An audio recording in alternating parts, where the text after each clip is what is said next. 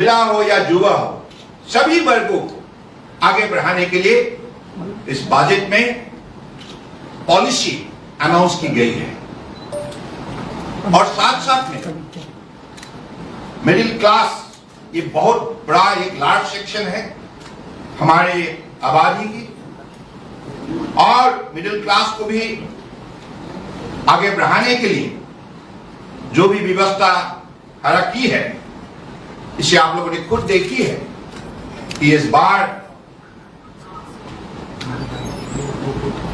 Budget में जो tax slab नील tax के लिए 12 लाख तक राहत दी गई है। यानी कि 12 लाख इनकम जो एक साल में जो व्यक्ति करेंगे उसको टैक्स देना नहीं पड़ेगा। तो इससे 5 करोड़ 65 लाख लोगों को राहत मिलेगा और उनकी कंजम्पशन कैपेसिटी 3.3 लाख करोड़ तक बढ़ेगा। और साथ साथ में फार्मर्स के लिए आपने बजट में देखा है कि देश के अंदर जिस जिले में उत्पादन कम होते हैं अलग अलग कारणों के लिए, उस 100 जिले को इस विषय पर विशेष रूप से प्रमुखता दी जाएगी और किसानों के लिए सभी सॉइल टेस्ट से लेकर इरिगेशन से लेकर सभी व्यवस्था खड़ा की जाएगी, जिससे उनको भी अलग अलग देश के जिले के साथ उत्पादन शक्ति बढ़ाने के लिए मौका मिलेगा। और किसान क्रेडिट कार्ड 7.5 करोड़ लोगों का पास है, उनको भी अपने जो लोन लिमिट पहले 3 लाख तक थे अभी 5 लाख तक बढ़ाया गया है। और साथ साथ में हमारे आप लोगों ने देखी है कि नॉर्थ ईस्ट में किसानों के लिए horticulture, agriculture, all kind of cultures के लिए 12.5 lakh metric ton production capacity के लिए नामरूप में 4th फर्टिलाइजर प्लांट वहां स्टैब्लिश किया जाएगा। इससे सिर्फ असम का ही, नॉर्थ ईस्ट का ही किसानों के लिए नहीं, पड़ोसी जो देश है, इस पड़ोसी देश के लिए भी ये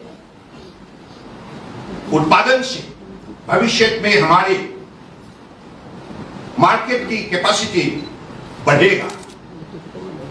साथ साथ में एमएसएमई सेक्टर, आपको मालूम है हमारे देश में जो एमएसएमई सेक्टर है इसमें 4.78 करोड़ रजिस्टर्ड एमएसएमई है, जिससे 20 करोड़ लोगों को रोजगार देने का काम किया है। ये इतना बड़ा एक सेक्टर है जिस सेक्टर की जो प्रोडक्शन ये सिर्फ नेशनल मार्केट के लिए नहीं, दुनिया के मार्केट में जगह बनाने का काम करता है।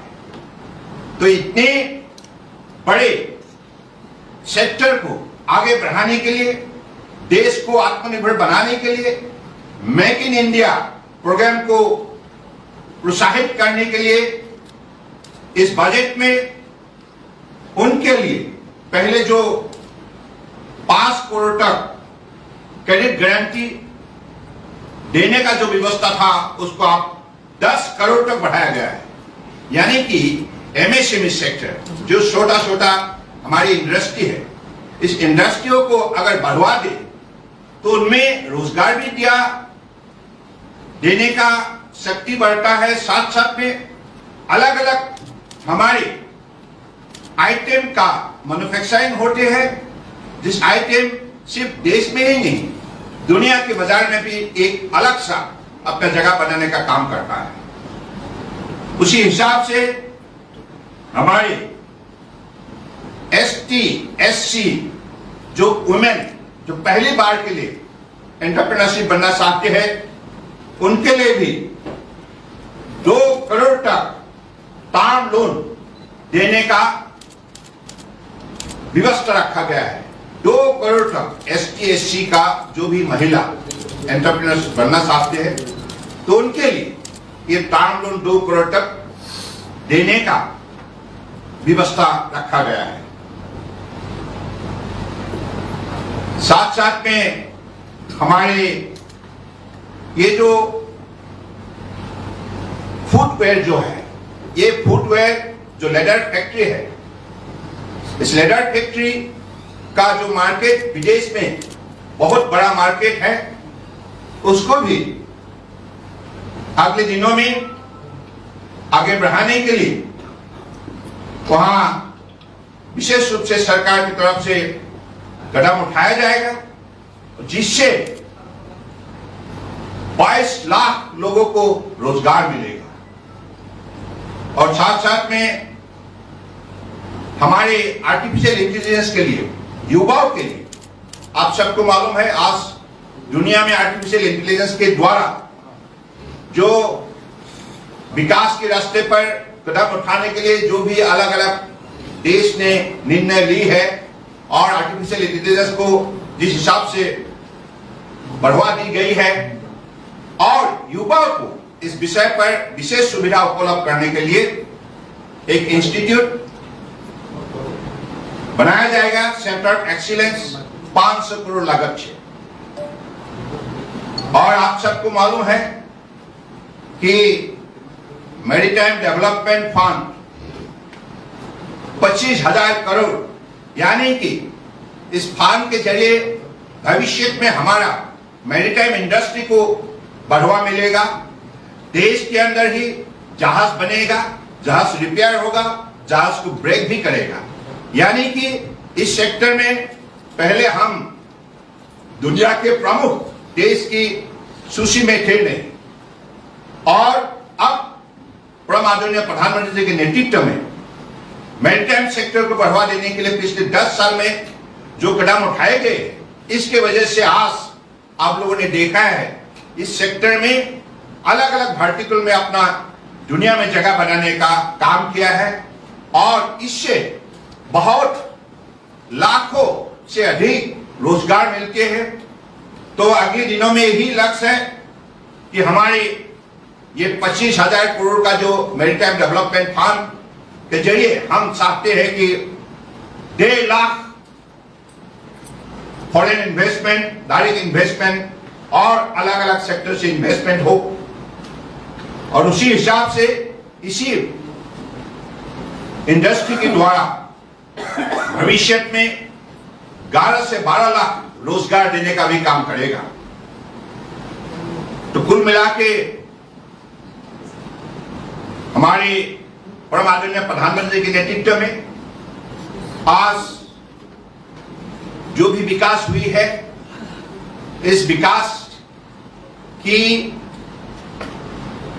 जरिए आज देश को आत्मनिर्भर बनाने का जो भी उन्होंने नई व्यवस्था खड़ा की है, तो मुझे लगता है निश्चित रूप से देश का हर प्रांत को इस विकास यात्रा में भाग लेने के लिए भी शक्ति मिली है। देश का अलग अलग प्रांत के साथ हमारे नॉर्थ ईस्ट 8 प्रदेश को भी विशेष रूप से इस विकास के साथ आगे बढ़ाने के लिए परम आदरणीय प्रधानमंत्री जी ने मदद की है।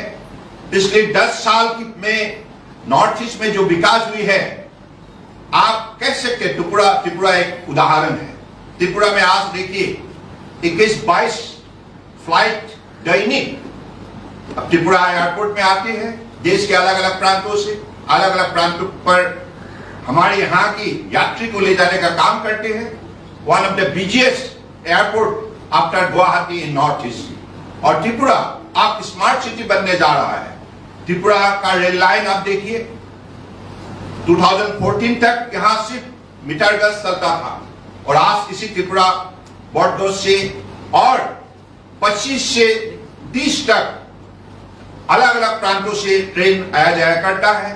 तो ये जो विकास, ये जो इंफ्रास्ट्रक्चर, ये जो डेवलपमेंट, ये डेवलपमेंट संभव हुई है मोदी जी की विजनरी लीडरशिप की वजह से। और देश के हर प्रांतों को उन्होंने मौका दिया है, हर प्रांतों को साथ लिया है।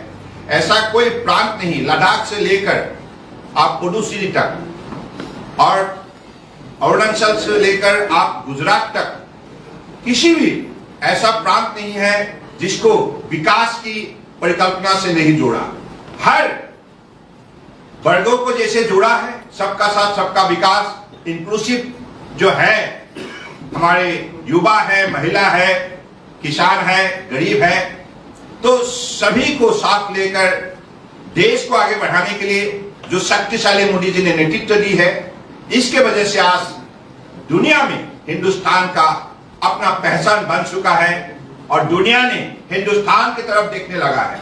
पहले विश्व भर में कभी भी हिंदुस्तान के बारे में इतना चर्चा नहीं होता था, लेकिन आप मोदी जी के कुशल नेतृत्व ने, मोदी जी के सफल नेतृत्व ने, विजनरी लीडरशिप ने आज दुनिया को यह साबित किया है, India is the fastest growing large economy in the world. और इसलिए हमारा ऐसी आत्मविश्वास है और इसी इंफ्रास्ट्रक्चर, कम्युनिकेशन, कनेक्टिविटी, तो इसके वजह से आज हम लोगों ने ये लक्ष्य तय करने के लिए हम सक्षम बने कि अगले 5 साल के अंदर हम दुनिया की तीसरी बड़ी अर्थव्यवस्था बनेंगे और अमृत काल में अगले 25 साल के अंदर हम दुनिया का सबसे बड़े अर्थव्यवस्था, विकसित राष्ट्र बनेंगे। ये निश्चित है, क्योंकि आज दुनिया की प्रमुख जो भी लीडिंग इकोनॉमिस्ट है, दुनिया के अलग अलग देश का जो लीडिंग मीडिया हाउसेस है, क्रिटिक है, उन लोगों ने भी ये मान लिया है कि मोदी जी का हर कदम सफल रहे। जैसे उनकी सही नीति और कार्यक्रम की वजह से आज 25 करोड़ गरीबों को उन्होंने गरीबी रेखाओं से उन्होंने मुक्त किया है, उनका अर्थव्यवस्था को मजबूत किया है, उसका परचेजिंग पावर बढ़ाया है। इसके वजह से टैक्सेशन में काफी बढ़ोतरी हुई है। तो सर्कुलर इकोनॉमी के सिलसिले में भी आज मोदी जी ने जो फिस्कल जो रिफॉर्म्स लाया है, इसके वजह से आज देश में सुशासन व्यवस्था का महसूस हर नागरिक कर रहा है। सुशासन क्या होते हैं, कांग्रेस का कार्यकाल में कभी देख नहीं पाया। वहां घोटाला, दुर्नीति, भ्रष्टाचार से हमारी सारे शासन व्यवस्था को उन्होंने बहुत नष्ट किया है, नुकसान किया है, जिसके वजह से जनता को भुगतना पड़ा। लेकिन अब सुशासन व्यवस्था के जरिए, गरीब कल्याण योजना के जरिए, कार्यक्रम के जरिए आज सभी लोगों को आज मर्यादा, इज्जत से जीने के लिए जो भी माहौल दी गई है, माहौल बने गए हैं, इसके वजह से आज देश का हर व्यक्तियों का आत्मविश्वास बढ़ चुका है। और ये निश्चित है अगले दिनों में मोदी जी के नेतृत्व में हम अगले 5 साल में ही दुनिया का तीसरी बड़ी अर्थव्यवस्था बनेंगे। और आप हर प्रदेश का अगर आप अध्ययन करें, अनुसंधान करें, तो आपको ये तथ्य उभर के आएगा कैसे कैसे पिछले 10 साल में हर प्रदेश ने तरक्की की है। जिस प्रदेश में सड़क व्यवस्था नहीं था, railway connectivity, air connectivity, road connectivity नहीं था, आज उस प्रदेश में भी सारे कनेक्टिविटी बन चुका है और लोगों का जो उत्पादन शक्ति 2 गुना बढ़ चुका है। और कैपेसिटी एनहांसमेंट्स के वजह से आज हर नागरिक को जो आत्मविश्वास मिली है और हर नागरिक खुद देखी है कि देश की हर पल आज मोदी जी ने समाज के लिए, देश के लिए निष्ठापूर्वक उन्होंने दी है और जिसके वजह से आज देश जाग उठा है। तो नॉर्थ ईस्ट पे तो मैं कहूंगा आज त्रिपुरा विशेष रूप से इंटरनेट कनेक्टिविटी के सिलसिले में तीसरे स्थान में है। और आज त्रिपुरा जो प्रदेश पहले सरसा में नहीं थे, आज त्रिपुरा दुनिया का एक सरसा का बिंदु बन चुका है। कटहल हो या अनारस हो, अलग अलग यहाँ की उत्पादित जो भी एग्रीकल्चर प्रोडक्ट हो, हॉर्टिकल्चर प्रोडक्ट हो, आज दुनिया का बाजार कब्जा करने में सफलता प्राप्त की है। यानी कि globally Tripura become one of the very important center, and ultimately the finished product of Tripura could able to create the global market, space in the global market. तो इसलिए आज त्रिपुरा में जलमार्ग में भी काफी विकास हो रहा है। गोमती नदी में जो भी 8 टर्मिनल बन चुका है, हम बांग्लादेश होके त्रिपुरा को ग्लोबल कनेक्टिविटी देने के लिए मोदी जी का निर्देश है। और आपका दुम्बुर जो लेक है, इस लेक में भी हम भविष्य में उनको अलग अलग वाटर स्पोर्ट्स से लेकर cruise, river cruise, lake cruise, सभी व्यवस्था को आगे बढ़ाने के लिए हमारा मंत्रालय से भी कदम उठाया गया है। तो इसलिए मैं चाहूंगा कि आप सब इस विषय पर विशेष रूप से सहयोग करें और हमारी जो बजट, ये बजट स्पेशल बजट है, डिसिसिव बजट है, जिससे आज देश की हर वर्गों को इस बजट के जरिए अपने जीवन को आगे बढ़ाने के लिए सबको मौका मिली है। और सब लोग देश को आत्मनिर्भर बनाने के लिए अपने योगदान देने के लिए भी आज इस बजट ने प्रोत्साहित की है। धन्यवाद।